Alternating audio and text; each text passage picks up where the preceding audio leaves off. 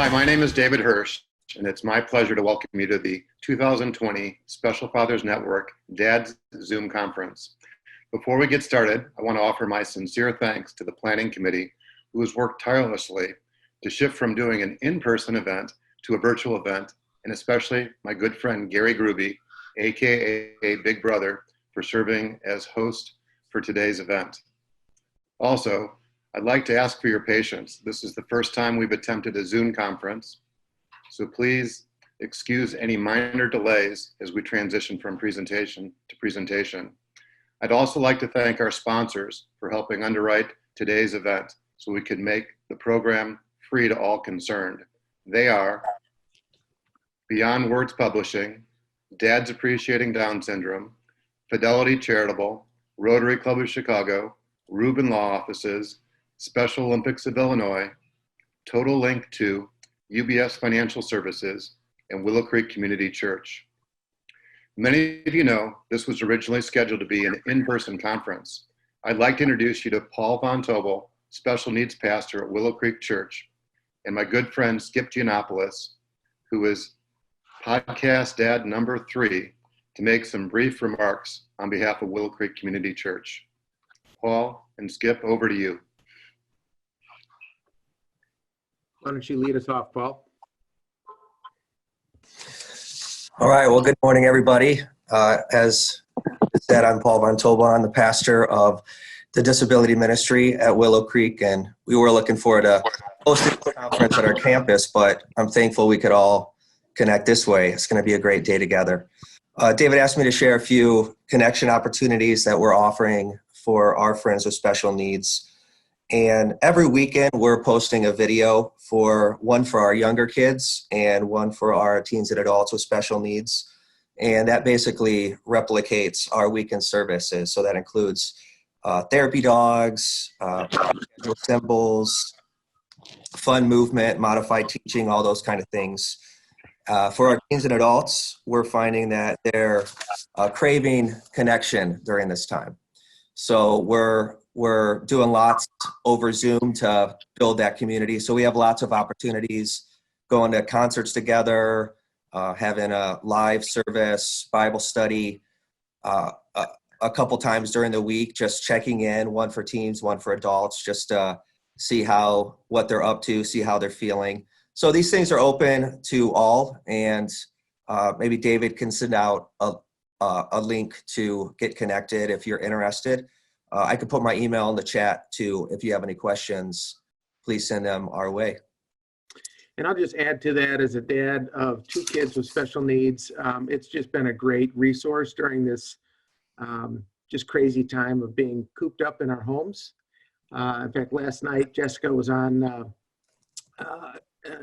experiencing a concert online in our dining room, and all done through the Willow Creek Special Friends Ministry. So Paul, we're deeply indebted to you. Thanks. Thank you. Paul and Skip, thank you for supporting the program. And we'll definitely put some information out into everybody's emails so that they can connect with the folks at Willow Creek Church and some of the resources that you have. Next, I'd like to introduce my good friend, former Chicagoan, actor of stage and screen, as well as podcast dad number 5, Joe Mantegna, coming to you from Southern California. Joe, over to you. Thank you for that warm introduction, David. I'm happy to be virtually in attendance with you all today. So I just want to say hats off to all you dads out there who are taking the time and effort to become involved with your children's lives. Being a parent of a special needs child myself, I know the different kinds of trials, tribulations, questions, and concerns that you have. And to be able to share them amongst a group like yourselves in a format like this is to be applauded. And all I can say is I'm with you in mind, body, and spirit, and wish you all well. And thanks for being involved as you are. Here's to all you dads. It's nice to see so many familiar faces and new faces. By brief way of introduction, I'm the father of 5 adult children, ages 23 to 30, a native Chicagoan, a wealth manager by profession, and an outspoken advocate for father involvement. In 1997, I discovered there are approximately 24 million youth growing up in father-absent homes. That's literally 4 out of every 10 kids in America who do not live with their fathers. Children from father-absent homes are 4 times more likely to grow up in poverty and 9 times more likely to drop out of high school. Father absence is a root cause for crime and incarceration, drug and alcohol abuse, as well as teen suicide and pregnancy. In addition to helping start the Illinois Fatherhood Initiative and 21st Century Dads Foundation, I'm proud to have lent a hand in creating the Special Fathers Network, a dad-to-dad mentoring program for fathers raising children with special needs. One of the ways we've built the network is through storytelling, and more specifically, the Special Fathers Network Dad-to-Dad podcast series. To date, we've produced 98 episodes, which are some of the most inspiring fatherhood stories you'll ever hear. I've interviewed dads from across the country and on a few occasions overseas. I'm thrilled that many of the dads who will be participating today and presenting are part of that network. In fact, I think of them as our Special Fathers Network ambassadors. Before today's conference, we had over 300 dads, mostly mentor fathers, who have volunteered to make themselves available to help a younger dad who is raising a child with a similar special need. Many of today's participants are first-timers with the Special Fathers Network, and we hope this will be the beginning of a mutually beneficial long-term relationship. So what's the purpose of today's conference? First of all, we wanted to showcase the Special Fathers Network, get a glimpse of the talent within the network, offer some important insights, meet other dads, develop skills to be a better dad and husband, do some networking, and to have some fun. Before we go into the meat and potatoes of the conference, I'd like to introduce you to my good friend, author, singer, public speaker, Chicago icon, as well as podcast dad number 56, Wayne Messmer, who is going to share one of his talents, one of his gifts with us this morning. Wayne, over to you. Thank you so much, David. You know, I first became associated with David as a stepdad, receiving an award that probably holds the most special place of all in my collection of accolades, a trophy as a Father of the Year and as a stepdad. Very important to me, you know, and I came to know the special needs area with a granddaughter who's dealing with what's known as glycogen storage disease. And she is now 13 years of age and truly is one of the dear loves of my life. And David and I had as all of the podcasts are, pretty heart to heart about how this all affects our lives. And so he asked me to come on and do what I do. I can't juggle. I can dance fairly well, but I can sing. And we're in a time when coming together, I think, is so critically important. And we need to stand shoulder to shoulder and walk in lockstep. And I invite you all to, I guess, virtually stand if you want. And I don't see anyone wearing caps, so otherwise I'd say remove your cap. But with your kind permission, I'd like to sing the great song that I've had the privilege of doing probably 5,000 or more times with the Chicago Cubs and many years with the Blackhawks and founding partner with the Chicago Wolves of the American Hockey League and conventions and meetings and events just like this. So God has granted me one of a number of gifts, and with your permission, I'd like to share one of them with you.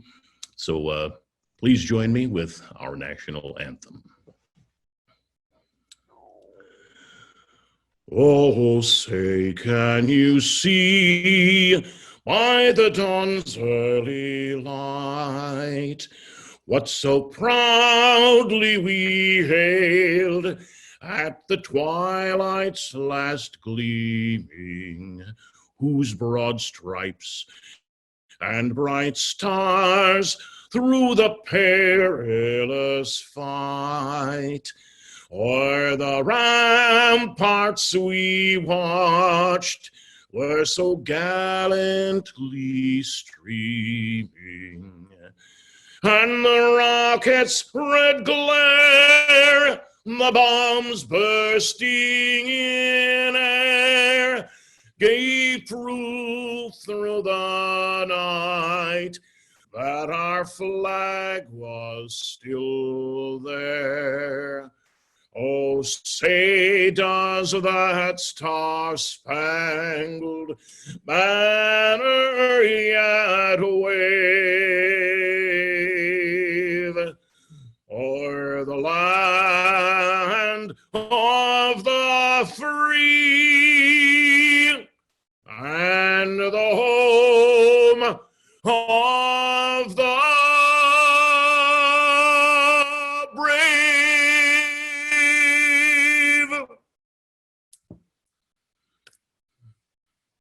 Thanks. Oh, I only wish I had ball games to sing at. well, Wayne, thanks for that uplifting rendition of our national anthem. You're simply the best. Thank you. Before we get into the program, I'd like to provide you with some demographics of today's participants. At last count, we had 170 registrants, including more than 100 first-timers and 14 international attendees. Also, a special welcome to a handful of single moms who've signed on.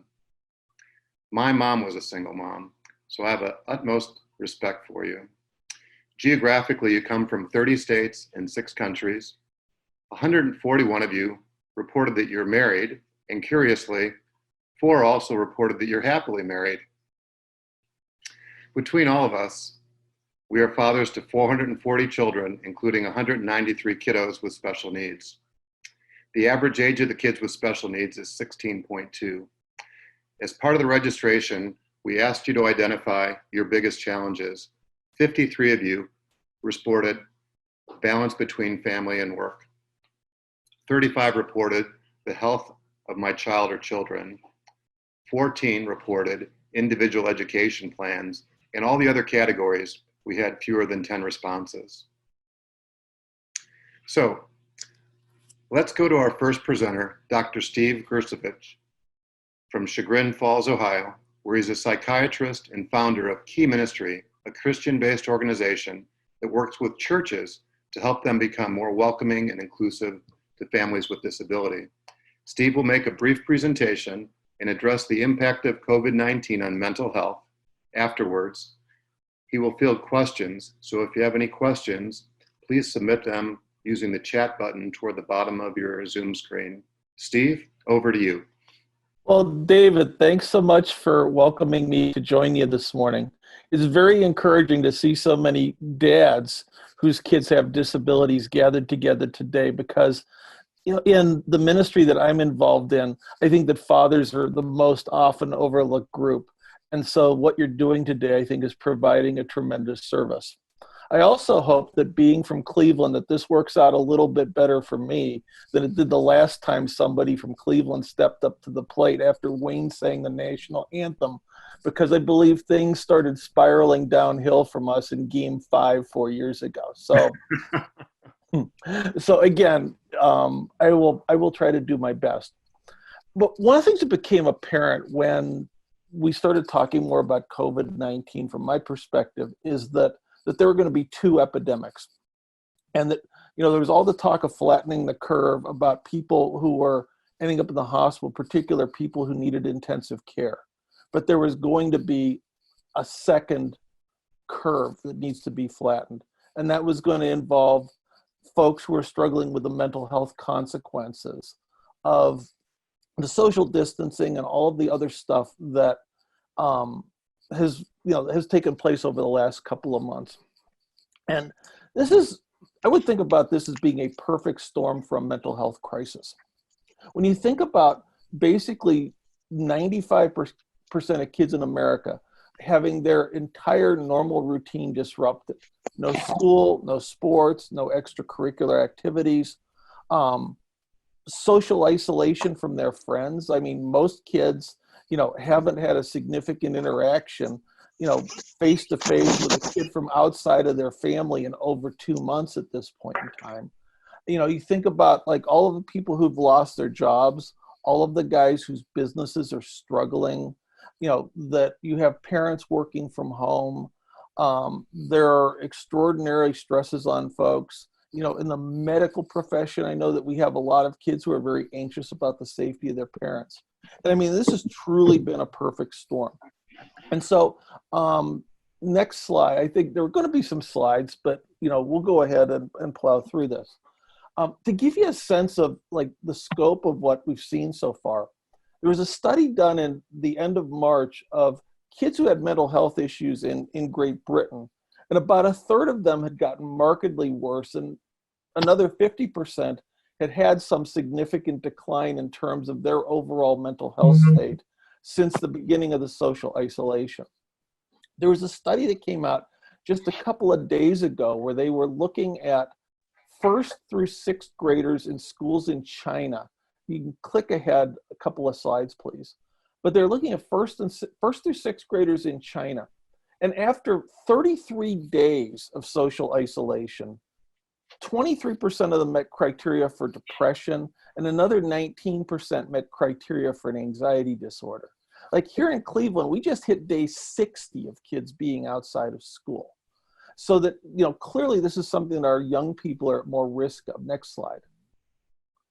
Now, there have been a couple of surveys, and this was one done, again, the last week of March when we were in basically the end of the first week of the shelter at home, where this McKinsey & Company surveyed approximately 3,000 adults across the United States, representative sample. And what you see there is that the majority of folks were experiencing at least moderate, if not high, emotional distress because of, all of the things that have unfolded as a result of COVID-19. But a couple of things I think were of particular significance was that 1 out of 4 adults have been binge drinking in the past week, and 1 out of 5 have had reported taking prescription drugs for non-medical uses. And so, one of the consequences of what we see going on is that there is more substance use and presumably more substance abuse taking place. Again, people at home, this has an impact on folks' mood. It has an impact on family relationships. Next slide. So again, there are more and more data, like in particular, folks who've lost income, or have lost their jobs as a result of everything that we're going on. About a quarter of them describe there being like a major negative impact on their mental health. About half have had some impact. But even for folks who haven't lost jobs, who, again, from a financial standpoint, have been able to maintain their situation through this, 40% of those folks are struggling with a significant impact on their mental health. Next slide. And we'll keep going. And one of the things that's been debated, particularly over the last couple of weeks, again, next slide, has been, at what point do you start creating more problems and perhaps causing more deaths as a result of mental health and substance issues than what you're saving as a result of like the social distancing and the closure of all these businesses? And so there are a couple of interesting studies that there was a study that came out in the last week that predicted that because largely of statistics tied to unemployment rates, that we could expect an additional 8,000 suicides in the next year, as a result of the impact of COVID-19. The larger issue has to do with inadvertent overdose with people taking opioids. And so that there had been work done, this was published about 3 years ago, where they showed that for every 1% increase in the unemployment rate, you have a 3.6% increase in the number of people who die from accidental drug overdoses, and another 7% increase in the number of people who turn up in emergency rooms with overdoses. So if you look at our baseline rate, like in 2019, you'd anticipate if the unemployment rate was 20%, that we would have an additional 27,000 deaths nationwide by accidental overdose. So again, the impact of unemployment, and this hits particularly hard on men. We know that men, suicide rate in men is higher than it is in women. The way that for so many of us, our identity is tied into our work. Be aware that some of the guys that, the guys from work, guys who are struggling, these are things to be aware of in your friends and in your colleagues. So next slide. So there was a summary, there was a summary study looking at the potential mental health consequences of COVID-19. It was published in a Lancet, which is the most prestigious British medical journal. And some of the things that we've been witnessing, post-traumatic stress, rates were as high as 30%. If you take a look at docs who had been quarantined for treating SARS patients in earlier epidemics, the rate of depression among physicians in China treating COVID-19 patients was 50% in recent studies. And the longer we go through quarantine and social isolation, people's fears about getting infected, frustration. In my kids, the biggest issue that we've struggled with is the impact of the downtime, especially for kids on the high end of the autism spectrum, or kids who are prone to anxiety or obsessive thinking. It may be invisible to a lot of folks, but we truly have a second crisis unfolding on our hands right now. Next slide. And while this is going on, that there are some unique things about families of kids with special needs that in particular put them at higher risk. We know that among special needs families, there's a significant overrepresentation of kids with complex medical issues where the family has to do more rigorous social distancing.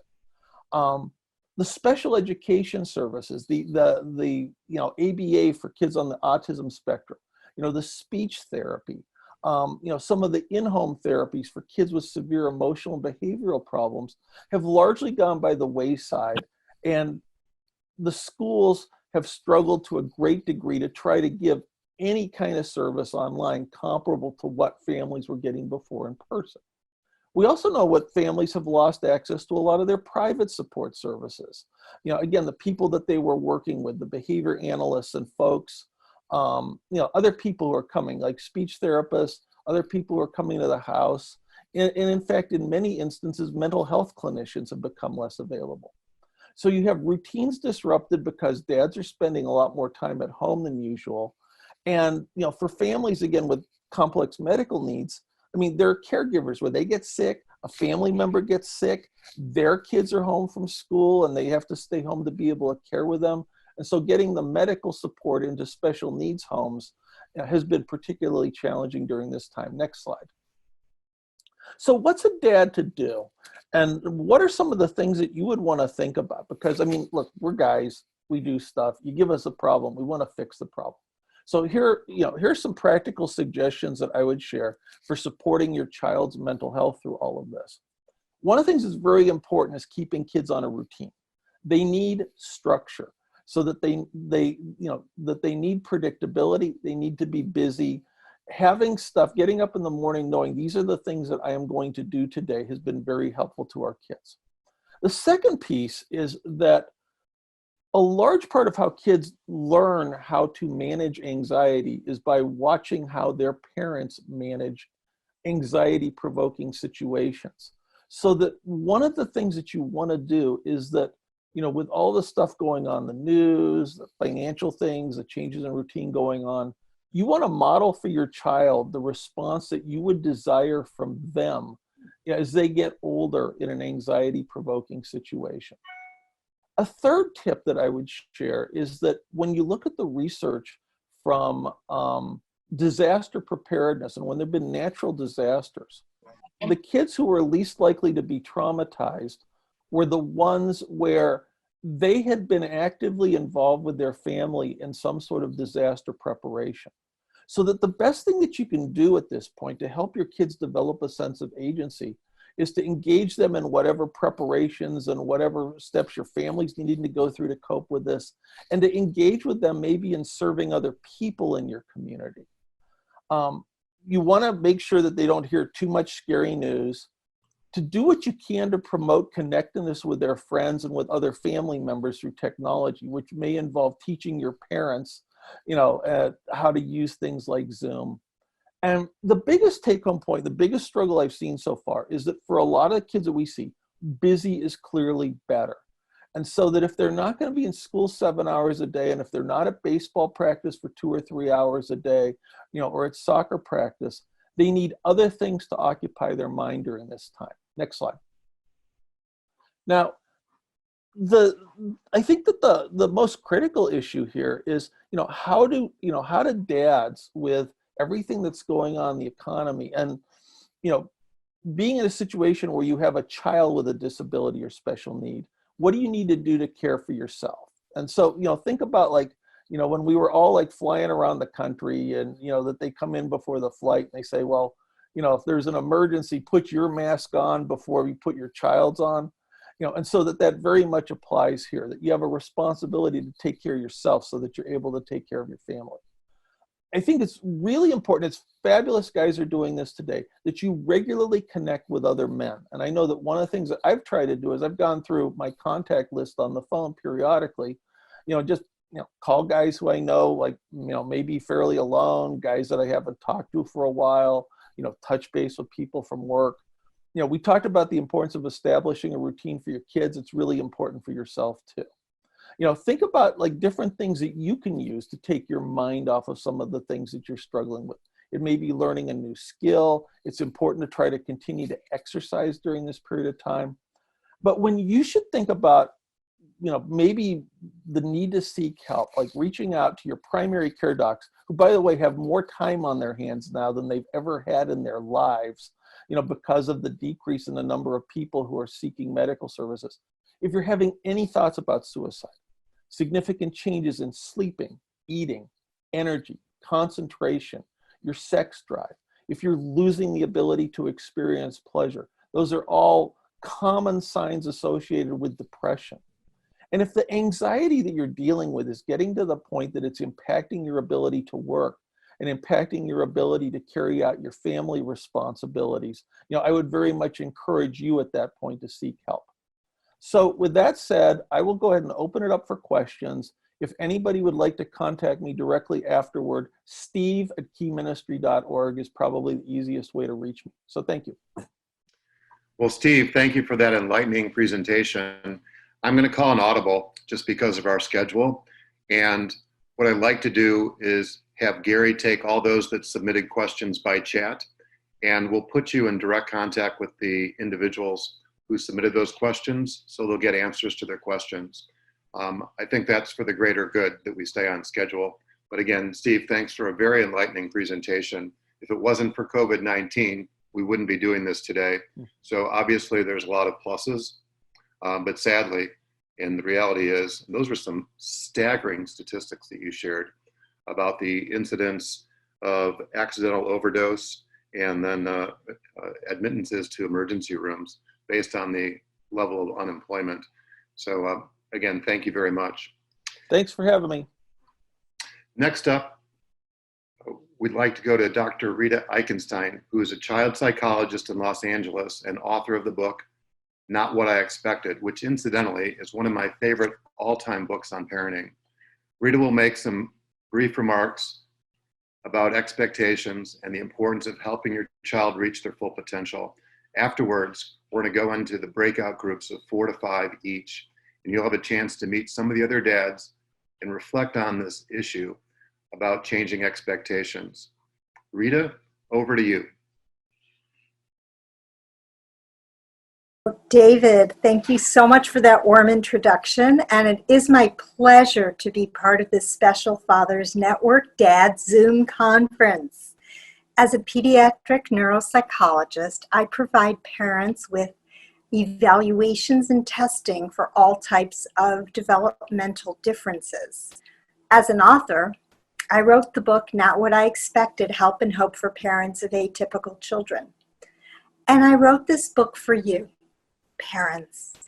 I discovered along the way of my clinical career that parents are somewhat invisible to the clinical lens of understanding children. And in my training and even in my practice, we were trained to focus on children and helping to identify and support their differences. But not so much attention was paid to the emotional lives of parents. And what I noticed along the way of thinking about this phenomenon is that parents were largely invisible in the process, as if you were wearing an invisibility cloak of a sort, especially fathers. So I decided that we needed to change this conversation. Parents matter. Dads matter. Parental expectations and their reactions to their unique children matter. Professionals cannot just focus on the child and ignore the most important players in the room. And parents have to be aware and attuned to their own emotional reactions and responses to their children, particularly children with differences. So it goes further than that, because not only do parents get discounted in the professional literature, but in the entire history of psychology and psychiatry literature, there has never been identified a group of people or a specific life change called parenthood. Parenthood. This is the big oops of the 20th century. And it doesn't have to be the big oops of the 21st century.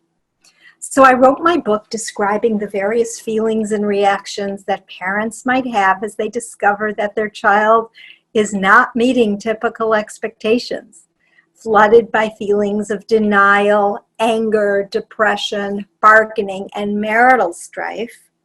Parents of atypical children will face many challenges that go beyond helping their own child and more into their emotional responsiveness to that child. So I'm especially honored to be speaking today to fathers because I've thought a lot about you gentlemen. Due to specific and hormonal and societal influences, fathers will have very different responses and coping resources than mothers. As a society, we have a long way to go to learn and honor the father as a crucial player in the family unit and understanding the different circuitry in the brain and the emotional responses that men may have as different from women's. I'll just touch on two issues in this brief time that we have together. The first one, of course, is anger. Anger is a life source, and there's a lot of testosterone surges that create more of an anger response in men. The life change, specific hormonal change of becoming a father will create fathers that are more protective of their clan. Hormone vasopressin plays a role in this as well. This can tend to increase unconsciously levels of aggression. Think angry Papa Bear trying to protect his brood, right? Is this you? Ask your wives or your partners. They will tell you. Create a sign system between partners as an indicator of when you need to tone it down. Angry reactions amongst paternal mammals in the perception that their baby is being threatened is normal. However, it may serve to distance people from you and from those trying to help, as well as freaking out your own child. May I be so bold as to recommend a meditation practice for you active Papa Bears. Download any app you like, there are many, and plan on 5 minutes at a time. It will make a difference, particularly in this time of uncertainty and anxiety. And finally, never underestimate the role that fathers serve in establishing the stability of the family structure and the self-esteem of your child. No matter what differences your child may have, you are their hero. And as we move through the difficulties of this COVID quarantine time, bear in mind that the memories that get left behind will be so critical to our children. Be the hero that they know you are. Let your child be your inspiration. You can and will rise to the occasion. So in closing, remember, wherever you are in your parenting journey, remember that good enough is often as good as it gets. Parenting a child with differences will change you profoundly, and with these changes lie hidden blessings. Look to your relationship with your child. That child has already been your teacher, your guide, and your inspiration. And you will be the person who shows your child how to love, cope, cry, struggle, celebrate, and how to live a beautiful but imperfect life. Have the courage to keep moving forward. Thank you so much. In health, I bid you good day. Have a wonderful conference. Wow, Rita, thank you for that very thoughtful presentation. Now, with the help of Gary, we'll each be put into breakout groups of 4 to 5 for about 8 to 10 minutes. Please take just 1 minute to do a brief self-introduction and then go around the horn and share what you've done to address the issue of adjusting your expectations. For your information, you'll get a 1-minute warning before the breakout session ends. Gary, over to you. All right, here we go, gang.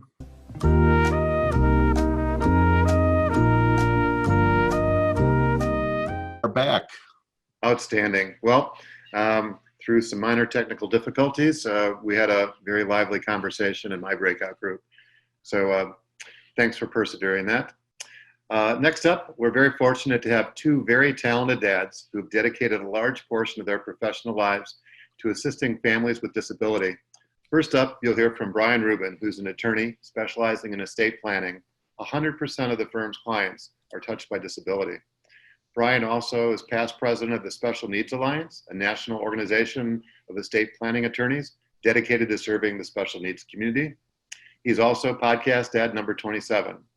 Right afterwards, we'll cut to Wrubel of Colorado Springs, who's a financial planner and author of the book Financial Freedom for Special Needs Families. Rob is also podcast dad number 91. Afterwards, Brian and Rob, time providing, will field a few questions. So if you have any questions, please submit them by chat with the button at the bottom of your screen. Brian, over to you. Well, thank you for saving me a minute of my 5-minute times because you have things to say. I appreciate that. I'm speaking to you this morning from the Chicago suburb of Lincolnshire, Illinois. First, I need to acknowledge David, father of the Special Fathers Network, a true visionary for establishing this. I'm the father of 3, one of whom, my middle child, my son Mitchell, now 39, is autism. And with the birth of Mitch in 1981, life for my wife and I took a, well, if you will, a fork in the road. For me professionally, also a fork in the road. As David said, I'm an attorney. Not long after Mitch's birth, my practice became concentrated in special needs planning for my fellow families. My firm now, nearly 4 decades later, consists of 5 attorneys, including my youngest son, Benji, who joined the practice 10 years ago. And as David said, we limit our practice to just special needs planning. While all parents need to plan for the future, we as parents of children with special needs must plan differently and must take into consideration many more details, laws, and government regulations. We must provide for our child's financial security for their entire lifetime. Think of it like planning for retirement, not just for you and your spouse, but also for a third person, your child with special needs. We must ensure that our child remains qualified for or able to qualify in the future for government benefits that have resource tests, such as SSI and Medicaid. We must ensure that inheritances or gifts, be it from ourselves or from other family members, such as grandparents, do not disqualify our child from government benefits. Without proper planning, our children may inherit assets or receive gifts only to be then disqualified from receiving government benefits, and in addition, may be subject to government claims for reimbursement.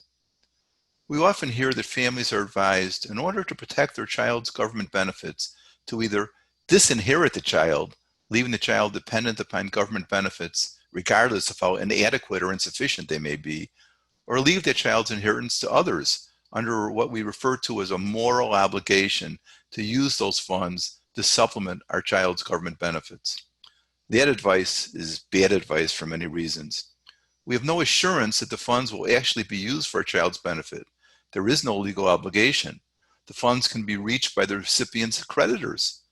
The recipient may have their own financial needs, such as their own children's college education, and dip into our child's inheritance with the best of intentions to repay the amounts, though never in a position to do so. The recipient might get divorced, and our child's inheritance is then with the next spouse of the recipient, with no such desire or inclination to honor the moral obligation. Or the recipient passes on and leaves the inheritance to their spouse or their children who may not be inclined to honor the moral obligation. The good news is that we have viable alternatives.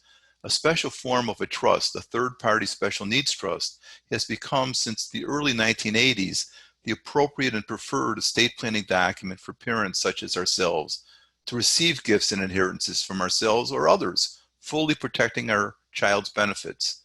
There is also, since 1993, a second type of special needs trust to receive litigation settlements, such as medical malpractice settlements, or inheritances left incorrectly to our child directly and not correctly to a third-party special needs trust. For if the child has just too many assets of their own, in order to correct or fix the situation. The second type of special needs trust is often referred to as an OBRA, or self-settled, first party, or payback trust. It is not as friendly as a third-party trust, but it is an available tool to be used for such a when such a situation occurs. And in 2014, the federal government gave us an additional tool called an ABLE account, which also can be used to protect benefits, but also has some serious drawbacks. Federal and state laws, Social Security Administration, and Medicaid regulations approve of these trusts if properly drafted and include very precise language in strict compliance with such laws and regulations in order for the funds in such trusts to be, in fact, considered reserve funds to supplement and not replace government benefits. So how do you locate in your state an experienced special needs estate planning attorney who understands all of this, as well as guardianship and the alternatives to guardianship? As David said, I'm the past president of the Special Needs Alliance, a national not-for-profit association of special needs planning attorneys. We have members in 47 states. Many member attorneys are fellow parents or siblings of someone with special needs. You can go to www.specialneedsalliance.org, specialneedsalliance.org, to find an appropriate experienced attorney in your state. This morning I was given 5 minutes, and I'm already over. And sorry, David. For those in Illinois, my son Benji and I are presenting 2 full presentations next month via Zoom for the Arc of Illinois on this and related topics. If you visit rubinlaw.com, you can get more information on where we're speaking. For the last month and going next month, all our presentations are on Zoom. In conclusion, in this strange new world of ours, please stay safe, and thank you. Brian, thank you for that presentation. Rob, over to you now. Yep, appreciate it. You had another minute there, Brian, but what I know when I speak with attorneys is you're going to get all the questions, and so you'll have plenty more time to jump in here as well anyway, because the trusts are so confusing. Our work, my name is Wrubel. I'm a financial planner, author, and speaker, and you can find my stuff on Amazon if you want to take a look there. The work that Brian, that you do and that I do overlap so much, and usually the first part of what I say is almost identical to what you say in terms of benefits that are available, how important they are to protect them. And as a financial planner, really what the calculated benefits dollar amount can be over time. And I just look at whether you look at Social Security, SSI, supplemental security income that might be worth $8,000 or $9,000 a year or more, depending on your state. Medicaid benefits that can be worth $30,000, $40,000, $50,000, $100,000 a year, again, depending on needs and state. That unless you take the time to meet with an attorney and put the right kind of estate plan in place, you are just giving away money that is almost irreplaceable. And so always want to encourage people to do that. And so I really think what my job here and then what my job in my talking is to take this very confusing world of special needs planning and put it into some actionable items and put it into some steps that everybody can do and can do quickly. I'm a strong believer that the biggest step you can do over time is to build a team. And that team includes obviously your family, and ideally your family member, if you can include that person, your financial planner, a little self-serving, I know, but a lot of people just need some idea of what direction should we be going in. And then some financial planners also do wealth management. You know, and that's, I know there's a couple of us who do that out here today. Your estate planning attorney and often your CPA as well, because some of the decisions you make around financial planning have tax consequences. And really, again, I know in my couple of minutes here, I was trying to think, what is the most important thing that anybody can be doing today? And I sometimes think about what is the most sophisticated planning tool that you can use. And it looks something like this. It's a notebook and a piece of paper. Good planning always starts with really strong intentions. And so I can talk about account types. We can go into depths about ABLEs and how to fund trusts and all that kind of fun stuff. And all of that is extremely important. But it doesn't start until you make that decision to say, I need to get my financial and legal life in order. And once you start that, it doesn't actually take that long. I mean, I don't know. I always say get a special needs trust and your estate plan done within the next 30 days. If you commit to doing it today, make your decisions and work with the attorney, I would imagine you're going to hear from your attorney that most of the time the holdup isn't their work, it's some decisions we have to make. And so it's that commitment to get moving. It's writing down really some of your long-term goals. And so in my planning work, we always start with goals. It's getting your financial life organized, even if it's only for a few days at a time, getting your trust in place, and then moving forward by getting out of debt, building in retirement accounts, building reserves, and then figuring out how to fund a trust. And there's all very good techniques that are there that take, you know, days and hours to explain a little bit. And I think of two different families I've worked with or who have been through my workshops. One family, somebody in the military, and so has a pension, financial life actually good by accident more than intention, came to the workshop, asked a lot of great questions, didn't do a thing, didn't take any steps to move forward, didn't improve his life. And he calls me every now and then, and he's not a client, but he came to my workshops, and so we talk, and just is trying to ask too many questions and not relying on a team. And so he hasn't put his estate plan in place. He's at risk. He hasn't gone back and made the right changes. Then I think of another client who's an engineer, and you'd think it would be flip-flop because engineers, you know, like to know everything up front. This person sort of started saving when his first job, 15 to 20% or more of his income, also in a strong financial position. But as soon as he learned about what steps to take, did it immediately and lives with far less stress. He doesn't put any more mental thought to the what if I got these things done. They're done, and he can concentrate on life with his family, life in his career, building assets for the long term. And he has a much happier and stress-free life because he's got that building block of his estate plan in place. He's got emergency funds and he's saving for the future. He doesn't have to think about that stuff too much anymore. Anyway, I know I'm out of time. So again, it's Wrubel. Look me up online. If you have any further questions, give me a call, either at Cascading Investment Group, or you can find me at robrubel.com. So again, thank you for putting this together, and we appreciate the time today.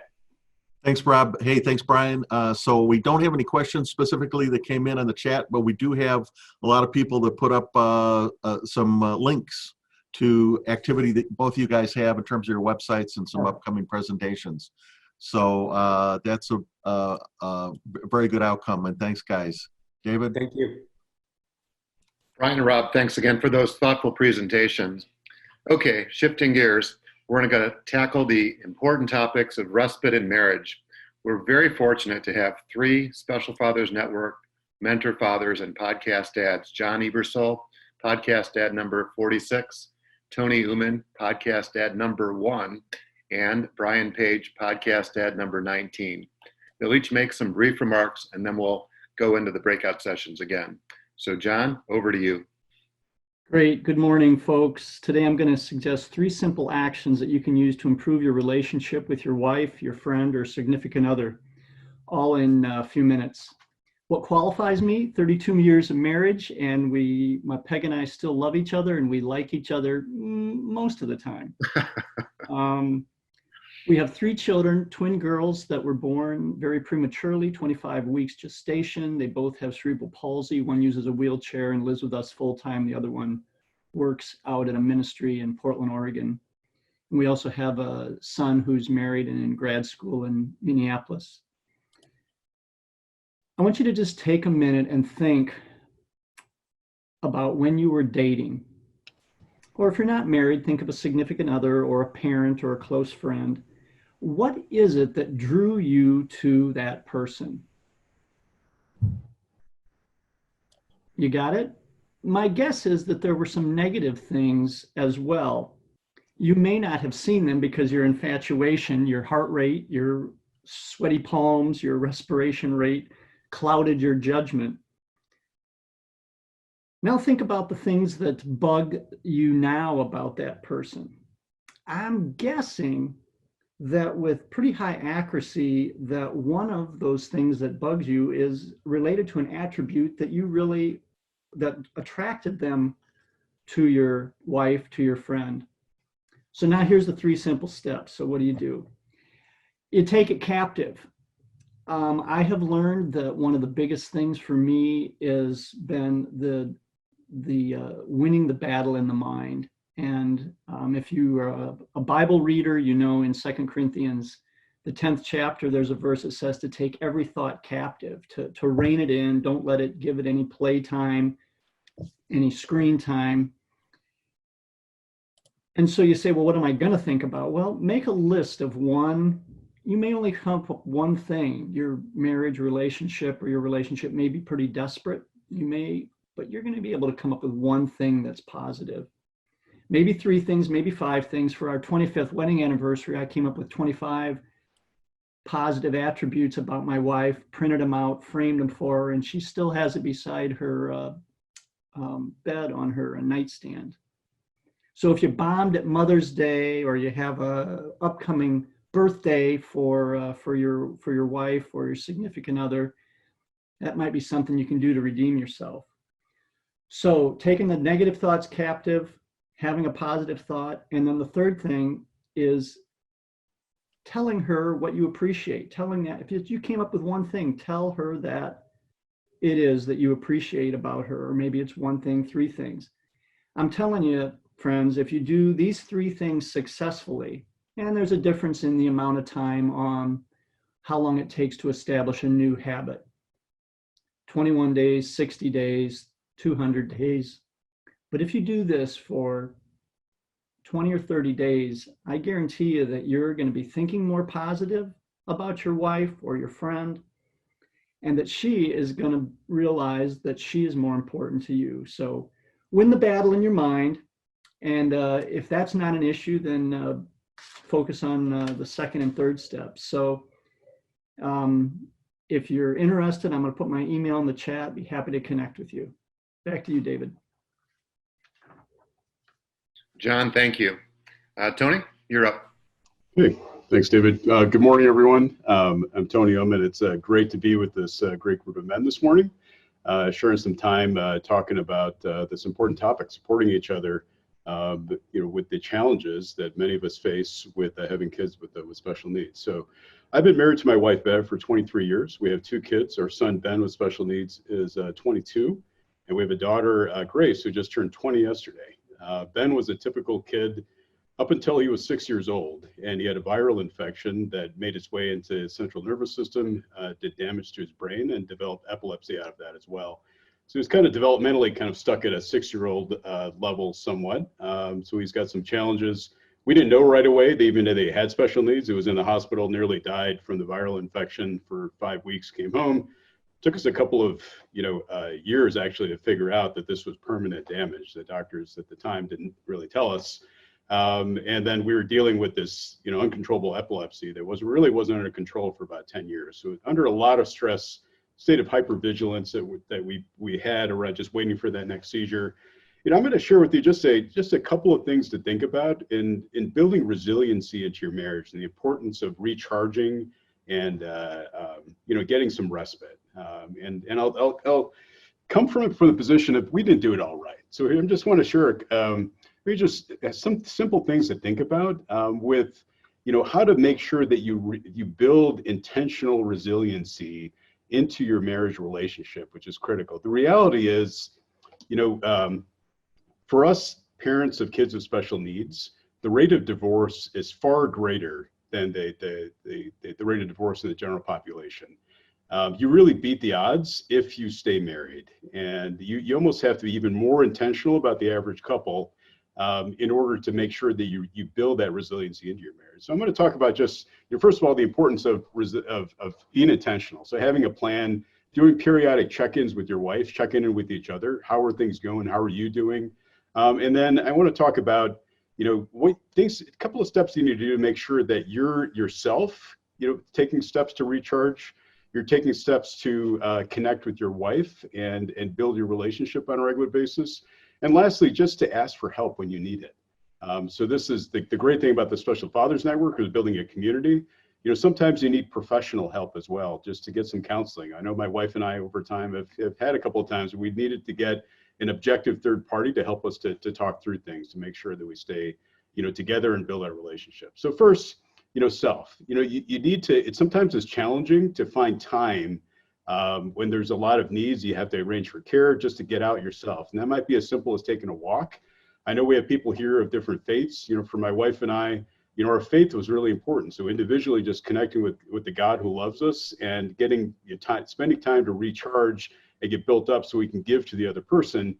And also having a perspective spiritually that this is not all there is. So having that more longer term perspective can really put the current crises or whatever we're facing into a greater perspective and enable us to love our spouse in a way that perhaps we couldn't if we were just thinking about the here and now. So be intentional about, whatever it is that you need to do in order to recharge your batteries. Find out what your spouse needs to recharge her batteries and create time and space for each other to do that. And then together, it's a challenge sometimes, especially when there's medical issues, when you need to have care to come in to take care of your kids with special needs, but you got to do it. You got to spend the time and energy, even if it's to get out to get a walk together. Find creative ways to be able to connect. Even if you're in the house and you can find a time and space to do that, it's really, really critically important. My wife and I are both, hard charging people. We'll just move forward and get things done. But we just ran into burnout, and you can't support each other when you're both burned out. And so, and lastly, again, I'll say again, we need help. We need each other. We need help from other people. Stay in community, stay with, friends who can help you, and then, if you need to get, help from a counselor on occasion for your marriage, please do that, because you can beat the odds. I can't say that my wife and I stay together because of everything that we've individually done. We've had help along the way. So that's it. Thanks for the time. Tony, thanks so much. Okay, Brian, you're up. All right. I got 30 seconds, David. 20. Okay. My name is Brian Page, and really a pleasure to be with all of you. I'm really grateful for David, the vision that he's had for this, and the passion, which I think is really pretty amazing when you have somebody that does not have a special needs child in his particular case. So I thought we could all give him a big kind of handshake and thumbs up. And I know he's completely embarrassed, so this will be my last time. But real quick, I'm grateful to hear what Jon and obviously Tony also shared. Tony and I also kind of have a unique relationship because our wives are friends. Both of our special needs sons are both named Benjamin, and our two sons went to school together.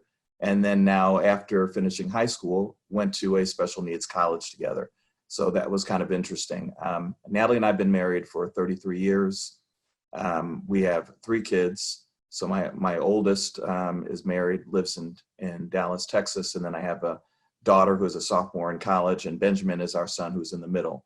He was born with a emergency C-section 2 months early, had a bleed in his head. They had to place a VP shunt, for those that are familiar with that.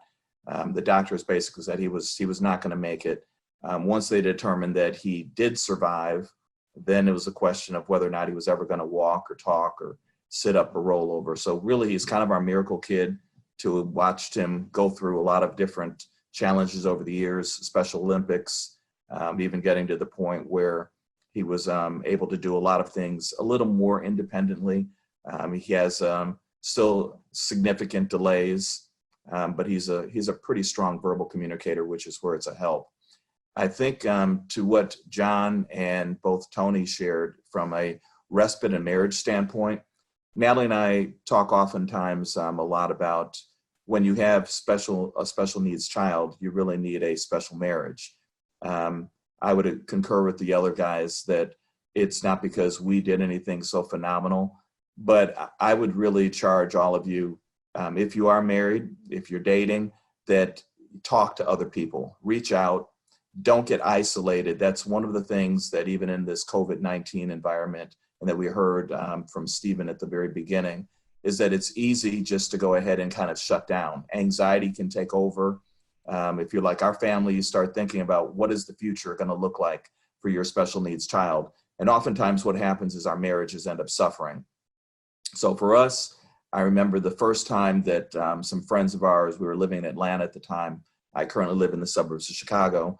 Some friends just said, do you and Natalie ever go out on a date night? And that just seems so far-fetched. How in the world is that going to happen? We've got a kid that with the brain bleed, and we're thinking we're not even comfortable going ahead and actually taking care of him, to think about someone else coming in, watching him, even for us to go out and go to a Starbucks coffee or sit down someplace and eat, just seemed unimaginable. But I encourage you just to be creative, to think about ways that you could do that.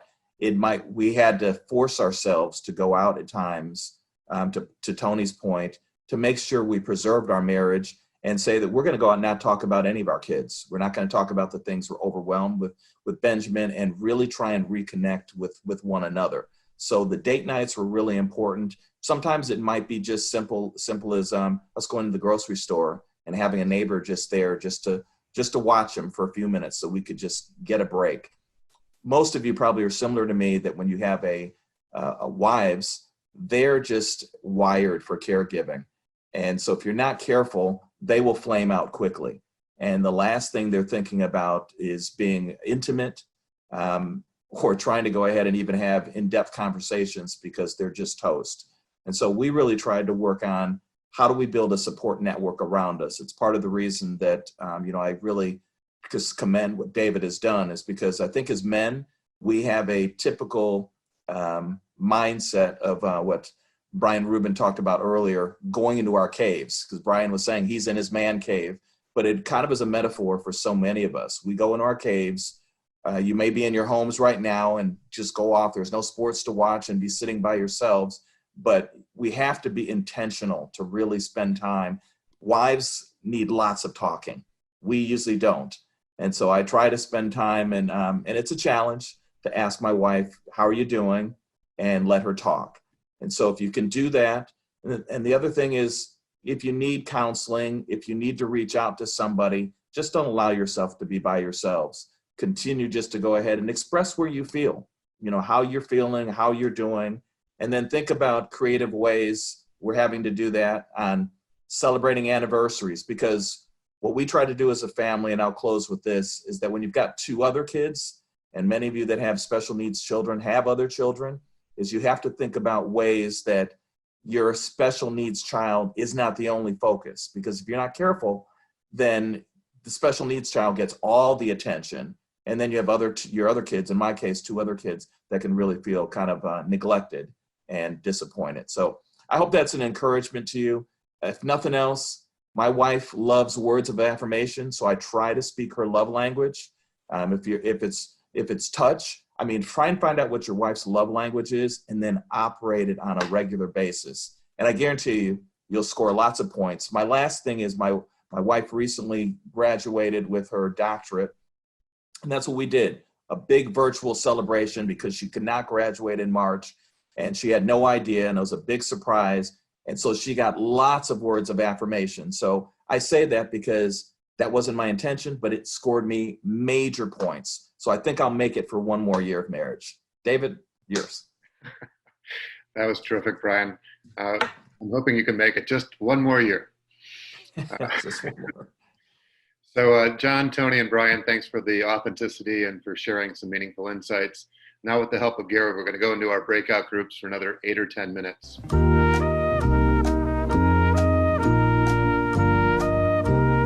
We're in for a real treat now. Jude Morrow from Derry, Northern Ireland, is our next presenter. Jude is 29, is the father of his son, Ethan, 6, a typical kid. Jude is one of the special needs. Jude is the one with special needs. He was nonverbal the first 3 years of his life and suffered severe social integration for the next decade.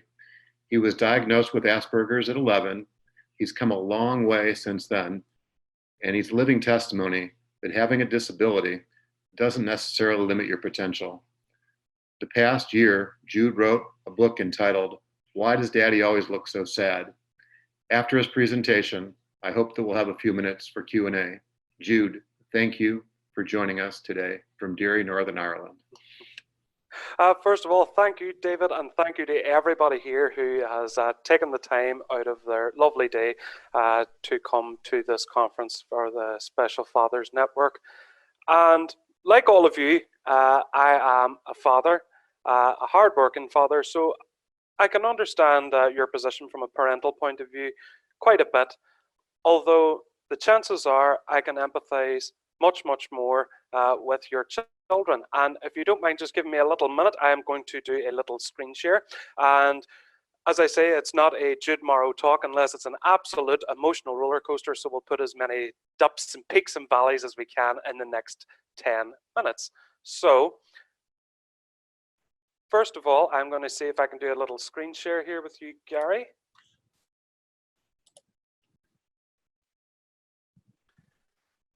Are we up and running there, Gary? Yep, Yes? you're good.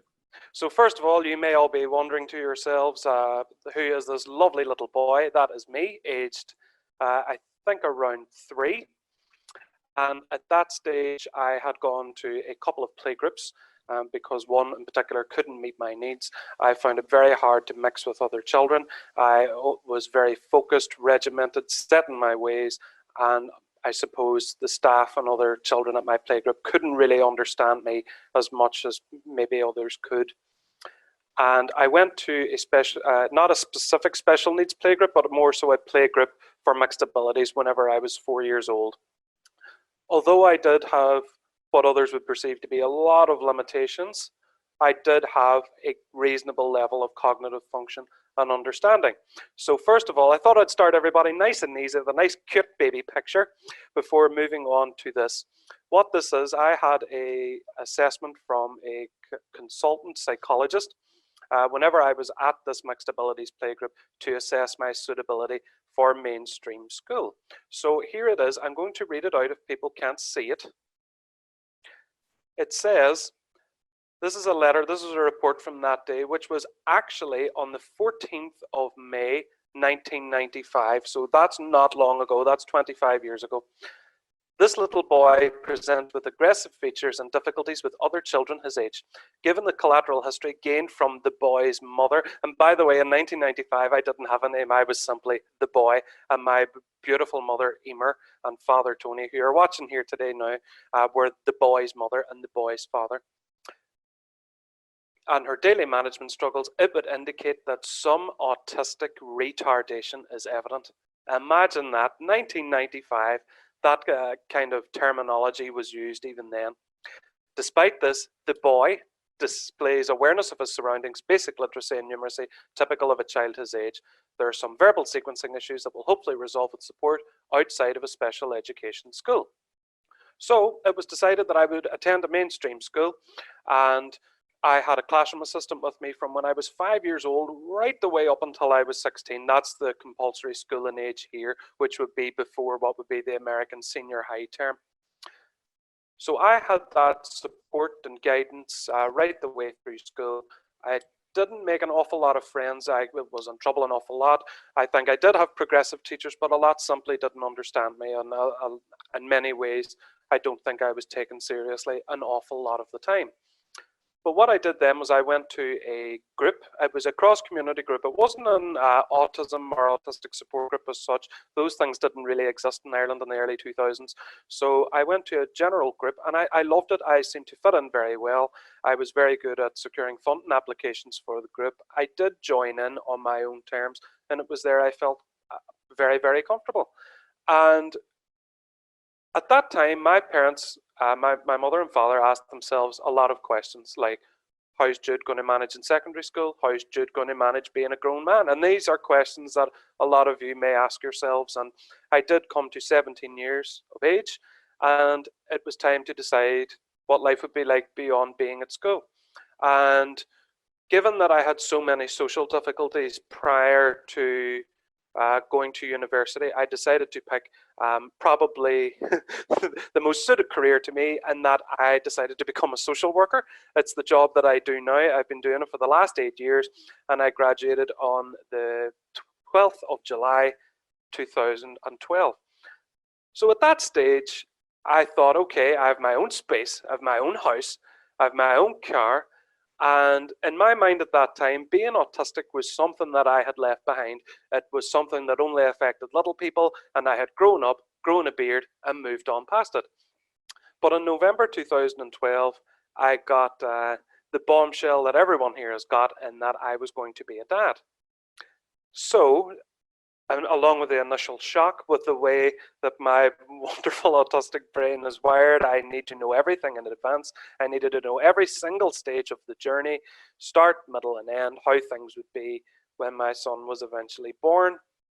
And it was then when I was starting to think the autistic mindset was starting to kick back in. I always knew I was different. I didn't like the fact that I was different, and I suppressed it so much all through my life. And although I would have what many would call a high-functioning autism, I'm sure my parents could back me up, who are here today, in the fact that I wasn't very highly functioning at all. Apart from going to work, I spent most of the time holed up in my room, planning ridiculous scenarios that never turned out to be true. Although on the 13th, I nearly got my son's date of birth wrong live on the air on the 23rd of July 2013. Welcome to the world. That's my son Ethan. And that picture was taken just maybe around an hour after he was born. And in that moment, just all the worries and anxieties just completely melted away for me. I loved it, and Ethan was to become the ultimate integral part of my life. And I thought, okay, this is a child that I can over time teach to be a better version of me. Although as children develop, children can develop at quite a fast rate. It came to a stage where Ethan wasn't eating the same things every day, going to bed at the same time. He wasn't interested in the same things. And that really started to trouble me. And of course, the autistic thing, no way. That's not me. That's only something for little people. It wasn't me. It didn't have anything to do with it. And I'm going to show a couple of photographs of what I presented. I was a classic case of masking how I felt and masking who I was from a very early age, right up until the middle of my 20s. And the photograph with Ethan on my shoulders is one I obviously took myself and made sure that I had my Hollywood smile for.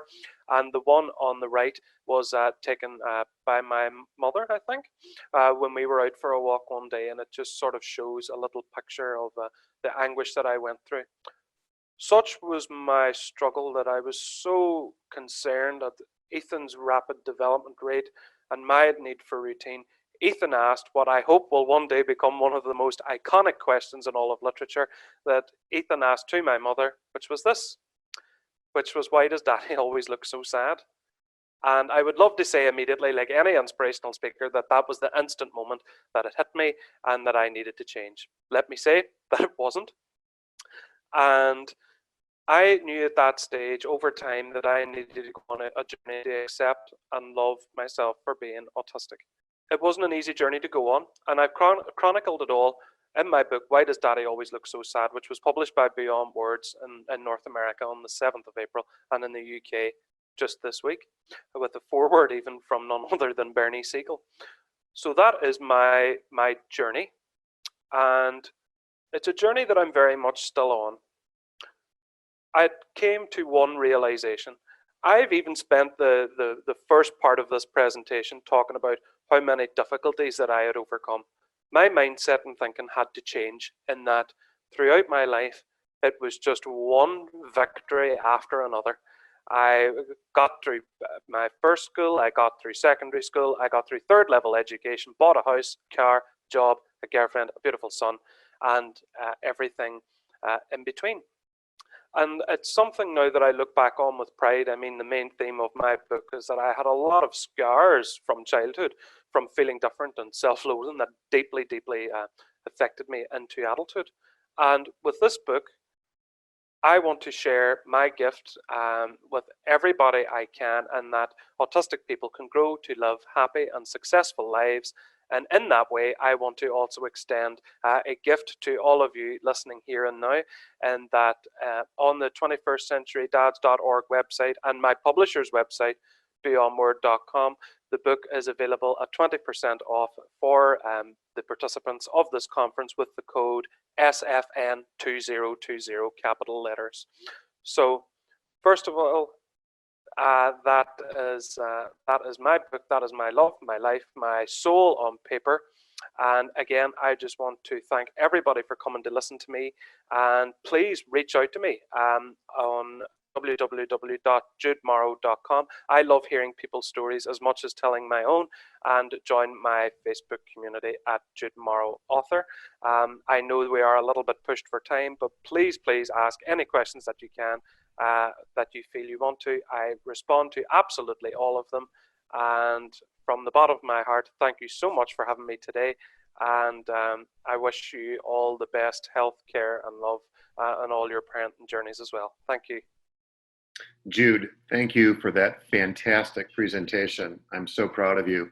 In light of the time, I'm going to suggest, Gary, that if there were questions, that we'll connect those that submitted questions via the chat to Jude directly, and we'll put you in direct contact with one another. Yep. Thanks again, Jude. That was fabulous.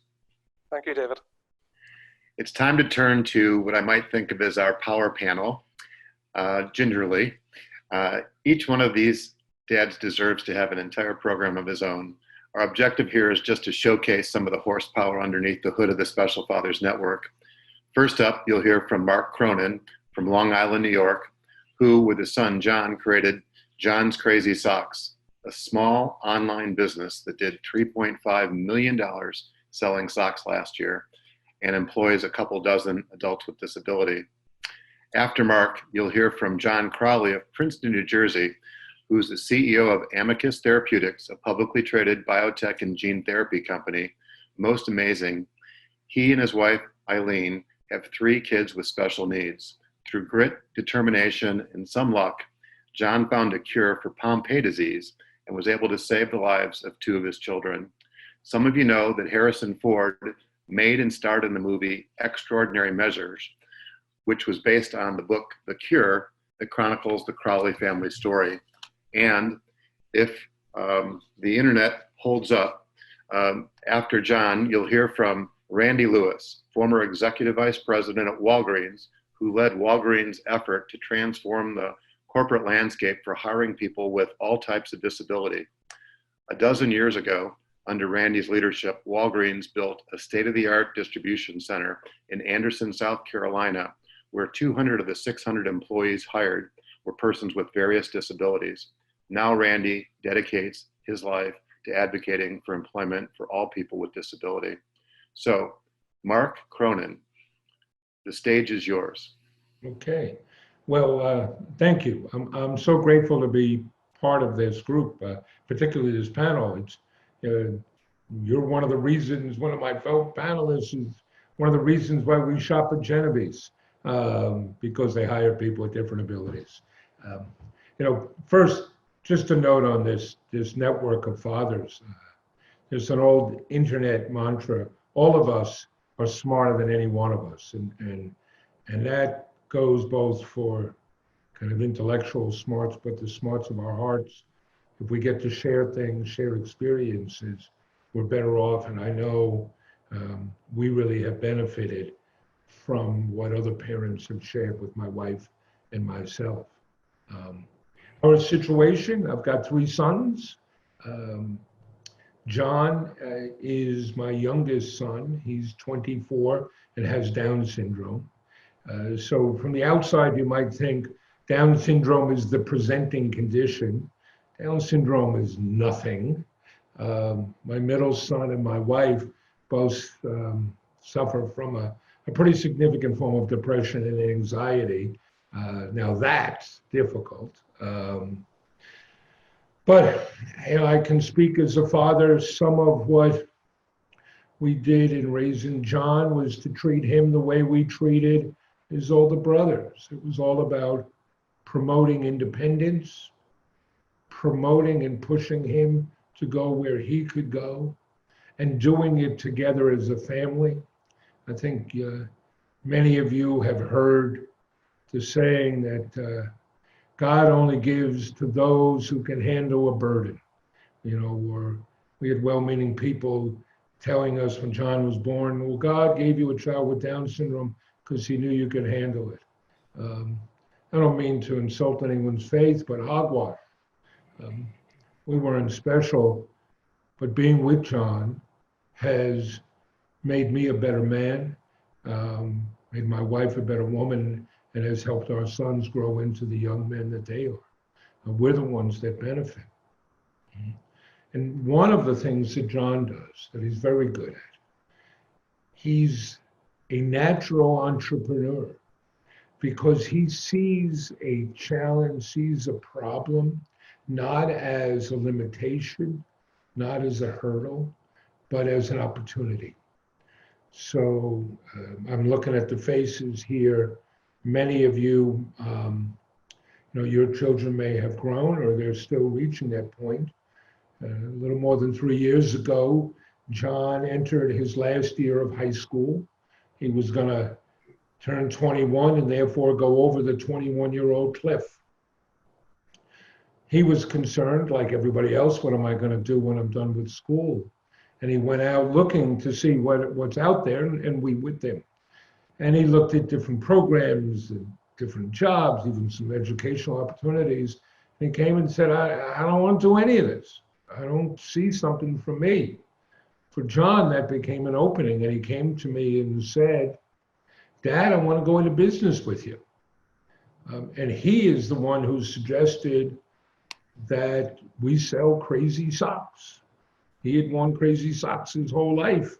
And it's kind of a basic approach.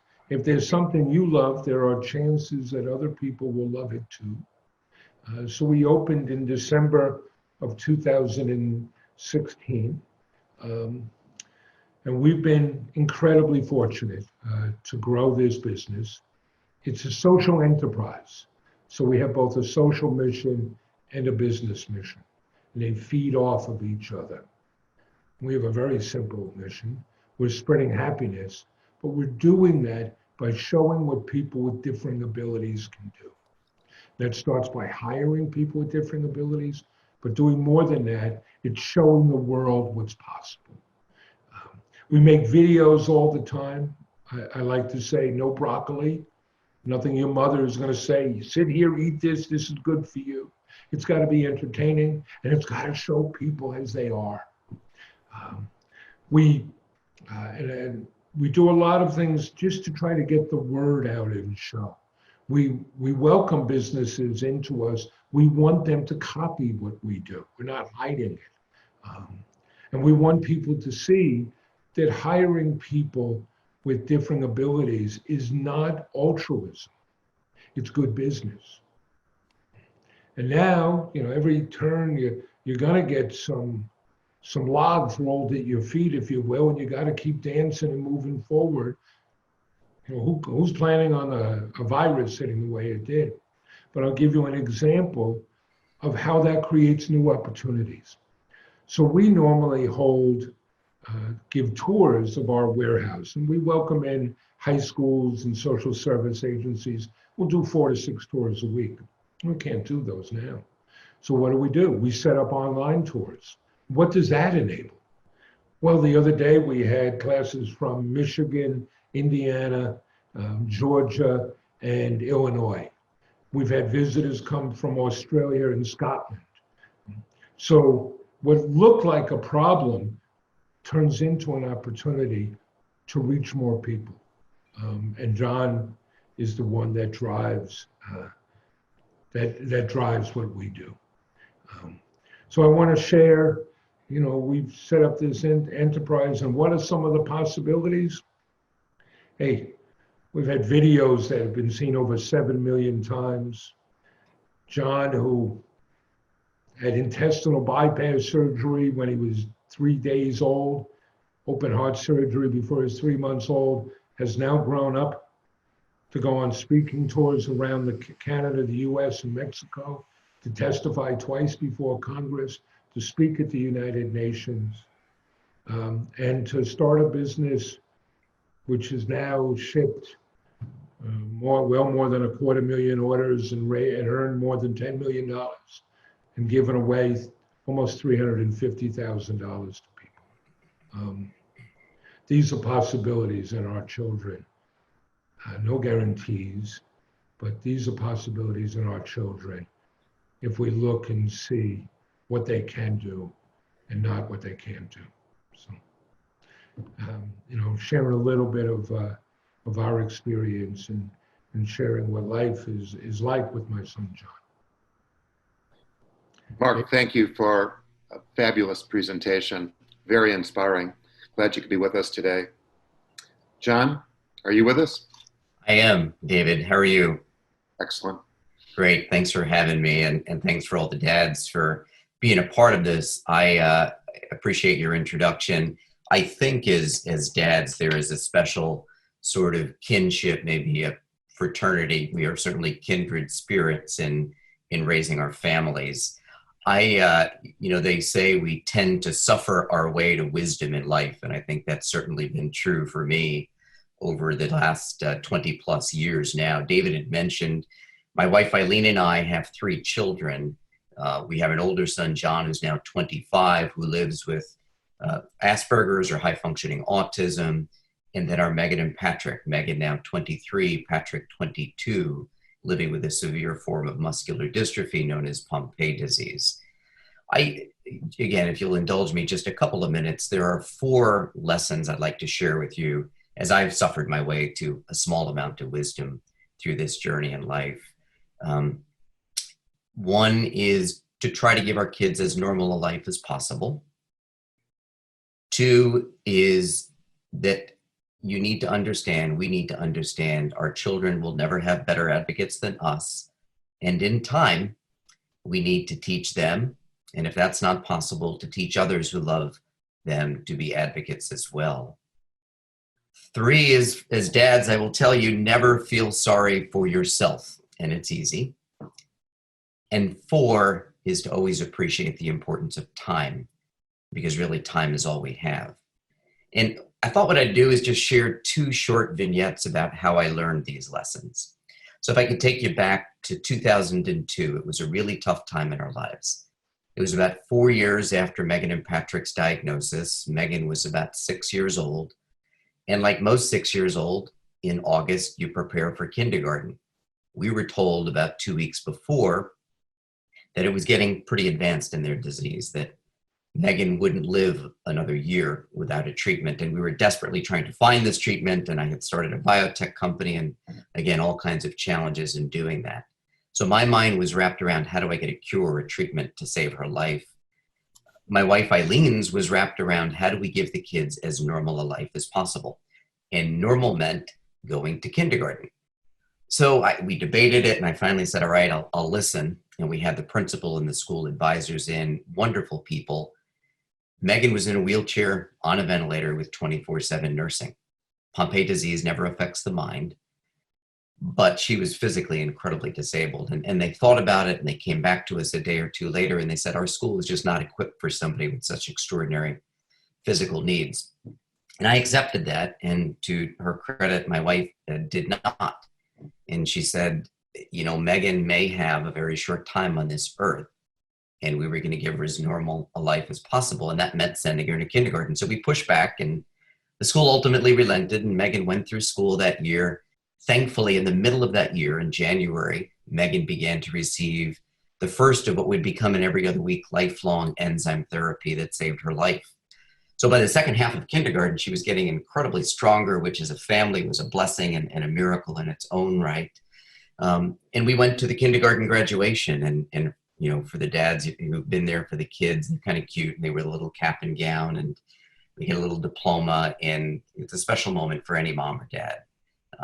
But it was probably a little extra special for us as Megan rolled across the stage, knowing that she wasn't even supposed to live to reach that point.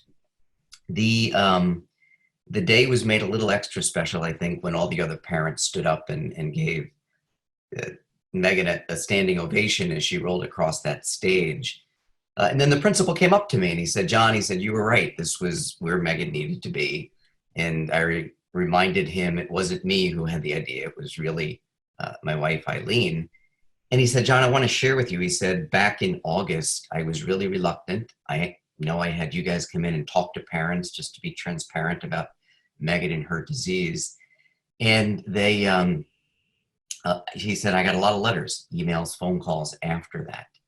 And they were all the same. And it was along the theme of, beautiful little girl, and we wish her and her family the best. But kindergarten is so important, and my son or my daughter just wouldn't learn in that environment with somebody on a ventilator, with a nurse by their side. So please don't put my child in her class. And, hearing this on that day of Megan's graduation, 9 months later, I was taken aback, feelings a little bit hurt. And he said, Jon, I share this with you because I've gotten a lot of letters, emails, phone calls in the last couple of weeks. And the message has all been the same. But it was very different this time. He said, the message is, I understand it's tough choosing where kids go and which teacher in first grade and principal, you probably get a lot of requests. But if there's any way possible, if you could please make sure that my son or my daughter is in class with Megan. And I think for us, as I reflected back on that, a couple of lessons. One, Eileen was right about giving Megan as normal a life as possible. I also realized how much that we can learn from the little ones in our lives. They didn't care about Megan's wheelchair. They asked a lot of questions that first day or two, but after that, she was just one of the kids. It's also a lesson, I think, in advocacy. Again, if we had not advocated for Megan, like so many of you guys as dads do through our lives, Megan wouldn't have had that experience.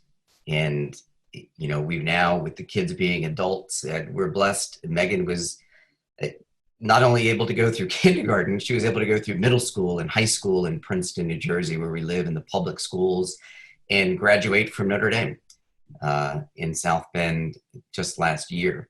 The most physically challenged student ever to go through Notre Dame. And Megan is now in a master's program in social work, now doing it by distance at UNC Chapel Hill. She wants to be a social worker. So, a great lesson there that she will not only advocate for herself, but for so many others. And then the last part of this is about never feeling sorry for yourself. So that was a lesson from 2002, 2003 about living a normal life, about the importance of advocacy, teaching our children, learning from our children. But then there's also the never feel sorry for yourself. And it was about 2008, our Patrick had broken his arm. And we realized that kids, another complication of a disease, oftentimes you deal with the disease or the condition, whatever it is, the special need, and there's lots of stuff you don't expect. Breaking an arm because of the thin bones, the kids never walked, is a real challenge. So we had to go into New York, and the kids had to have an experimental therapy to try to strengthen their bones. And we're in the hospital. In this particular hospital, the only place to infuse them was the oncology unit. So we had to go in there, and they set up a private bed for Megan and Patrick. If you ever need perspective in life, you think you're having a rough day, go to a pediatric oncology unit. So we went there with our own problems and challenges, and they were having a really hard time that day accessing Megan's port. And Megan is just a tough trooper. She could take almost anything. But after the third try, she looked at me and she said, Dad, please, I don't let them stick me again. And as a dad, your heart just breaks. And I said, honey, just one more time. And thankfully, the fourth time, they stuck her and the medicine flowed. And she was sitting there and she sat up in her wheelchair and she looked around, and there were probably about 20 kids getting their cancer infusions. And she looked around and she said something I'll never forget. At about 10 or 11 years old, she got a little teary-eyed and she said, Dad, she said, look at all these kids. She said, my heart just breaks for them. I feel so bad for these kids. Here's a 10-year-old at the time in a wheelchair on a ventilator getting her own tray. It's just remarkable. So it's been a lesson I've carried with me about the notion of just never feel sorry for yourself. It could always be worse. There are tough times and lots of lessons we've heard even today about relying on others. Just incredibly important. And I'll just end with this, and that's the importance of time. And I'll just read these last couple of sentences from the book that Gita Anand, a Wall Street Journal reporter, wrote about our family's journey. The book, The Cure, she wrote, is human beings, we are defined at our cores by how we respond to hardship. Writing about the Crowleys has taught me that there is not one right way, but that each person must find her own path, drawing on her own unique strength, passion, and resources. Who can say whether John's or Eileen's role is more important? Fueled by love, each of their journeys is tough, vital, and courageous. Knowing that each day may be their children's last, they live with abandon, throwing themselves into every birthday party, trip to Broadway, weekend in Ocean City. Knowing so intimately the tenuousness of life, they instinctively understand what most of us forget, that all they really have and all they really are pursuing is time with the people they love. And so they grab onto each precious moment, cherish it, celebrate it, laugh at it, cry in it, and hope for another, even as they continue on the journey into the unknown and the unknowable that we all call life. Thanks, guys. Thanks for listening. Jon, thank you for that very emotional presentation. I really, really appreciate you being with us today. And I think we're going to be able to cut to Randy Lewis, who texted me a few hours ago and said, hey, sorry, but I'm not going to be able to join you today. My mother-in-law passed away and we're driving to Kentucky, but he's a can-do type of guy. So Randy, I'm hoping you're not driving, but if you can join us from on the road, I would really appreciate you sharing some of your thoughts. Thanks, Dave. Can you hear me? Yes, I can. Okay, can you see me? Yes. Oh my gosh, it's an incredible world we live in. Well, I'll make my story pretty short. I have a son with autism. He's now 32. He didn't speak until he was about 10. And if you had met him today, you would think he's trying to make up for lost time. One thing I've figured out that most of us parents share a couple of common things. One is we want to live one day longer than our child because we know what's waiting for them after they get through the school system, and we wonder what's their life going to be like. Will I ever be able to make enough money to make sure that they have safety and security and a full life? That's one thing. And the other thing we start thinking about, I believe, certainly with other parents I've spoken to, is what about a job? Where will they be able to work? Because a job means independence, it means safety, it means opportunities to do things. And so it's that thinking, here I am at work thinking we're a successful company, I've got a lot of responsibility. If Walgreens couldn't do something about it, who could? And if I wouldn't do something about it, who will? So we started off just hiring some people with disabilities because we're really cheap, we only make 3 cents on the dollar, so we have to do this kind of a cheap way, asking for peer mentors, and we hired some people with disabilities, and they were successful. So when we built this new center that opened up in 2008, we said, let's go big. Let's do 1/3 of the entire workforce. Same jobs, same pay, same performance standards, because we wanted to let everybody know we're not a charity, we're a business. And it was successful beyond we ever thought. Over 200 people with disabilities doing same jobs. Most have never had a job before. We had two intentions. We wanted to demonstrate to the world that people with disabilities can do the job as well as anybody else. And secondly, we wanted to give it away to everybody else in the world. Open our doors to let people come in and see it, show them what we did, how we did it. First time we'd ever done it. Long story short, the idea spread across all the Walgreens centers. It's now people with disabilities compose 20% of 10,000 workers in our centers across the country. It's spreading out in our stores. We've given it away to companies like UPS, Pepsi, Toyota, Best Buy, Procter & Gamble, and so on. So that's where most of my time I spend now, helping other companies do that. And along the way, I've gotten to see a lot of places and what people are doing. And one of the things I found in Canada was a program that starts with students, because we also have to prepare people with for this better and expose local employers. You know, you can talk to big companies, but what about the people? A lot of these kids are not going to be going to New York and move across the country. In all our local communities, how do we find employers to create opportunities for those kids who may not have opportunities elsewhere? So what they do is they hire a college kid to be a mentor, one-on-one mentor, and get local employers to hire them for 7 weeks, but to guarantee they'll perform as well as a typical kid that age, 16 to 21. We'll pay the job coach, we'll pay the college student, and they'll pay the student with a disability. We've done it 3 years in our town, Dave, as you know, Barrington. The Canadians have been doing it for 20 years, and hopefully those ideas will spread out. So that's how I spend my time. Oh, and here's the good thing. My son has to go to work today, 32. He's the only person in our house with a steady paycheck. One of the companies that took our model and we gave it to is Meyer. Meyer started doing this. And so when your CEO called me up about 3 years ago and says, we're opening up a center on the Wisconsin border, we don't know if Austin can get there, but if he can get there and do the job, we'd like to hire him.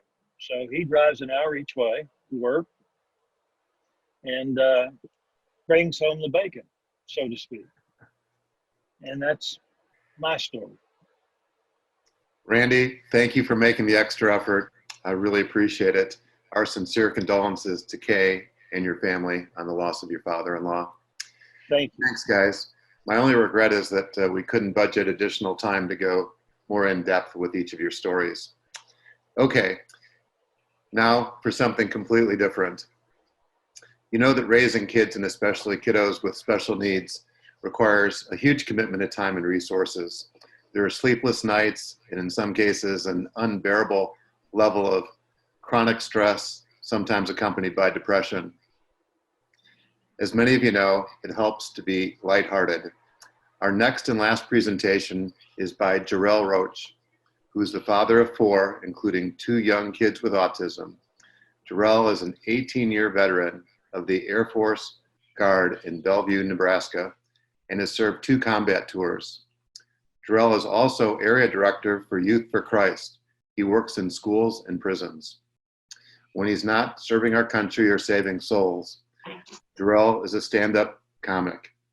Very few people have the license to add levity to serious topics like special needs and drug and alcohol abuse. Jarell, the podcast stage is yours. Awesome. David, thank you for the introduction, man. I'm blushing. And I got to tell you, man, like us as brown people, we don't turn pink and red like our white brothers and sisters. We get a little glossy. All right. And so I'm blushing, man. Good to see you guys. Hey, I've been flipping through the screens and checking all you fellas out. It is so good to see you guys, man. Hey, I want you to do a couple things in our time together. I want us to engage here.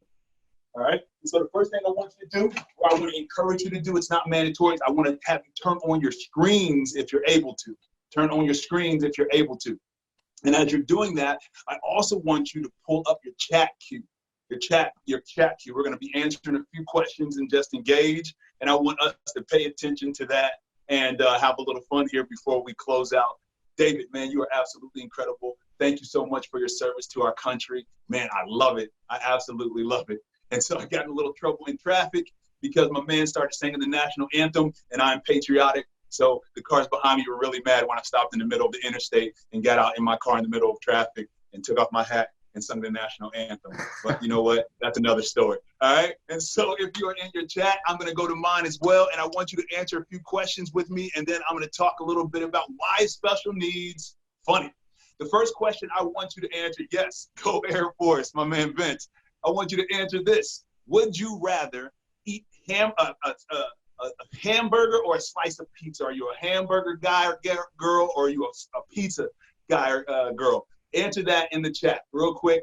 Check this out, man. I am a happy father to 4 children, 17, 10, 9, and 4. all right, and a happy husband to one wife, all right? If there's another one out there, don't tell her. I'm just playing. And listen up, we have 2 children that have special needs. Jeremiah and Karia, they were born back-to-back, 10 and 9. They are beautiful children. I'm going to share a little bit more from Jeremiah's story today. We are a blended family, which means we can obviously be cooked in the stove, okay? We're a mixed family, which sounds like ingredients. My oldest son is not my son. He is 4. He's not my biological son. He is 4. We met when he was 4. He's graduating next week. We're so proud of him. He is an incredible son, right? And we are a nonprofit, for-profit family, which basically means we're broke half the year. And we are a special needs family, military family, entrepreneur family. My wife is the queen of my heart. I absolutely love her. She is stunning in so many ways. And so, hey, here's a picture of my family. I didn't bring a screen to share, but here we go. Check this out. That's my family right there. I know I'm not in it. Yeah, I probably stole that from Walgreens, and it was in a picture frame. I was like, that was a pretty black family. So, all right, man, but that's my family here. They continue to get lighter with more children that I have, and I think I'm running out of ink, all right? Or that was a colonization issue.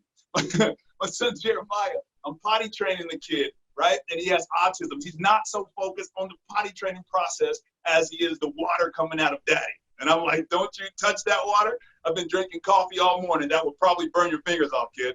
Right? And I'm trying to teach him side by side how to use the bathroom. He's disinterested. So finally I say to my wife, honey, will you come in here and get Jeremiah? All right, I think I failed. I am no longer trying to potty train him. If I keep stopping and starting in the middle of this process, I'm going to probably have a little bit of an aneurysm. All right? And so right when I think he's gone, the kid reaches in between my legs. And I'm just like, and it's just everywhere. Just a sprinkler system all around the bathroom, right? And we're just like, I think I have failed, right? It's funny, it's hilarious. I'm walking by one time and I'm watching my buddy Jeremiah use the bathroom. True story, I walked by. He is sitting in the toilet, not on it, in the toilet. Fellas, he has his feet up to his chest in the toilet. I walked by, it's one of these, honey, did you know Jeremiah was sitting in the, and before I can even finish, he says, honey, be quiet. He's watching YouTube and he's quiet, leave him alone, right? I'm like, oh, okay. And in the same sequence, he flushes the toilet. I backtrack and I go, and he looks at me and he goes, so fellas, I try it, and it does feel good. Who needs a bidet when you can just sit in the toilet? And I know for some of us, it's going to be a little bit tighter squeeze, and it's going to be hard to get out. But trust me, if you want to go fancy, you can just put 1,000 flushes in there. You know, the stuff with the green water? And I tell you what, man, or the blue water, right? And depending on how white or how black you are, your butt tone's gonna look a little bit different. You're gonna be like, maybe like a greenish or bluish or purple if you look like me. All right, so this kid, I tried it. It's awesome, fellas. It is absolutely amazing. The thing that I've learned as a dad that has children with special needs and having a career working in special needs, working with special needs children from the past is that you have to look at things from different perspectives, right? Boy, and I wish I was lying to you when I told you that these were just stories made up. And yeah, I've added a little bit of subliminal message to it, but that's only so that we can continue to find joy together, because God has blessed me with the gift of humor. And I'm still the class clown. I'm not getting in trouble for it anymore. We're getting paid for it now, and I love it, all right? And so, ladies and gentlemen and ladies, all right, my men, I love you, I see you, and you are champions, and you are raising champions. They're the ones that made it from your body to the mom, and they won! Woo! They're strong. They're champions, and so are you. Peace out, y'all. Dave, back over to you, brother. Wow. Jarell, thanks for staying off the caffeine this morning, too, because I think he was just exploded. Right there, baby. Anyway, you're the best. Thanks again. That brings our 2020 Special Fathers Network Dad Zoom conference to a close. We had told people that we were going to do some drawings, but in lieu of taking the time to do a drawing for some giveaways, what we've decided to do is send all the conference participants 2 Great Dad coins, one for you and one so you can honor another father. We'd also like to give our dad with the youngest child a complimentary t-shirt like the one I'm wearing. Interestingly, we have 4 dads with 1-year-olds. They are Jesse Costello of Killspell, Montana, Dwayne Harris of Auburn, California, Jim McGlynn of Riverside, Illinois, and Ka Chang of Hong Kong. In lieu of asking for birth certificates, we decided to give all 4 of the super proactive young dads a Special Fathers Network t-shirt. So if you'd like to buy one of these t-shirts or some of the other logoed merchandise, please go to closetalk.com. That's CLOZTALK.com. All the proceeds go to the charity. So where to from here? I'm thrilled to announce that starting in June, 21CD will launch a bi-weekly Zoom dad meetups. Based on your survey responses, here's a brief summary of the dates and topics for the next 3 months. Okay, that might be hard to see, so we'll just make sure that gets emailed out to everybody. Note, these meetups will be led by some of the more seasoned Special Fathers Network mentor fathers and a select number of special guests. Look for email reminders and instructions for how to register. If you have not already done so, please be sure to join the Special Fathers Network Dads Closed Facebook group, where you can connect with other dads raising children with special needs. If you haven't already done so, please subscribe to the Special Fathers Network Dad to Dad podcast so you'll get a reminder when each new episode is produced. One of the most direct ways to help is to sign up to be matched. If you're a seasoned dad, sign up to be a mentor. If you're a dad with younger kids, let us help you find someone with a similar situation to your own who's already been there and has done this. Remember, it's a sign of strength to reach out. If you think that the work we're doing in this event was worthwhile, please go to the 21stCenturyDads.org website and make a tax-deductible donation so we can keep all of our content free to all concerned. And in closing, I'd like to offer my heartfelt thanks to our volunteer board, the Zoom Conference Planning Committee, Gary Gruby, our Zoom conference host, today's presenters, and our generous sponsors. We simply couldn't have done this without you. That's all for today. Thanks for being part of the Special Fathers Network Zoom conference. Be well and stay safe. Thank you. Thank you, David. Thanks, David. It was great. Good job, Thank you. Well done. Thank you so much. That was awesome. Thank you. Great job. Great. Oh, you rock, brother.